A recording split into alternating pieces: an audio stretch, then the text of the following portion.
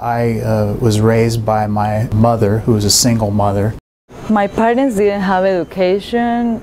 My father's highest level of education was, I think, 6th grade. I'm the first to actually graduate from high school, even though I'm third born. Neither of my parents went to college.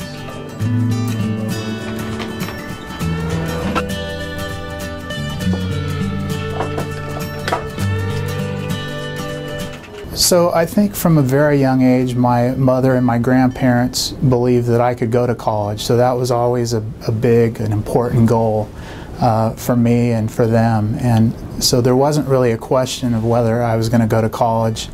That was something that we all assumed would happen. I was very curious girl and I was very hyperactive. That's what I started doing sports. When I was little, I used to collect, I have always dogs.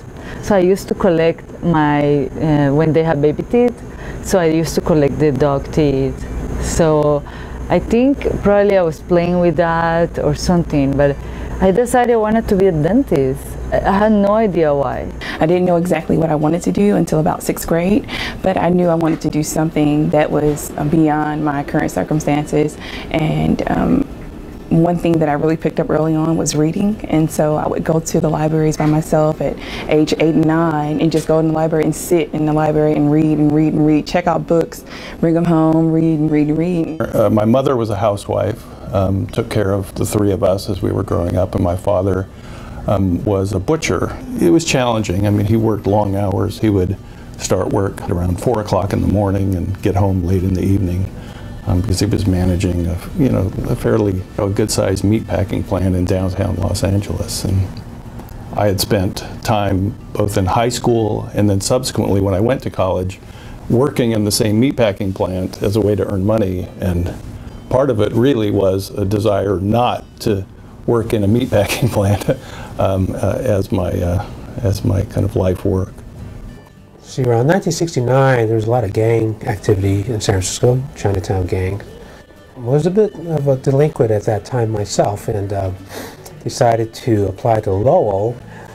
And then after I was there with a few of my other friends who were very close to me and certainly in a similar, sort of in a similar situation, I think we just started to, think about what we wanted to do in our lives. And having known people who are either in gangs and either got murdered or ended up being murderers and being in jail, we just said, that's not the kind of future that we wanted. So my advice to a first-generation college student would be to find a hobby. Find something that you enjoy doing that has nothing to do with what you want to be. Find something that's interesting, find something that takes you away from your circumstances, find something that you love to do and you will do without being paid to do it. What is your potential? What are your skills? And everybody has a different skill set. And how can you use those skills to, number 1, further yourself, and number 2, perhaps give back to your community or to society? I think the difference was I had all this support, and then I also had, tremendous discipline that my grandmother taught me. So I was able to think about things in kind of a longer term way. That was what she and my grandfather did their whole life. So that was an incredible gift to be able to, learn how to do that.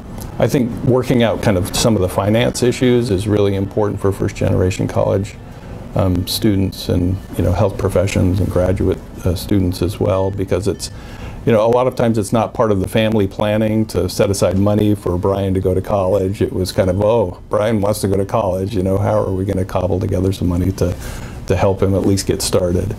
So I think that's an important thing to attend to as well. If someone tells you that you cannot do it, never listen.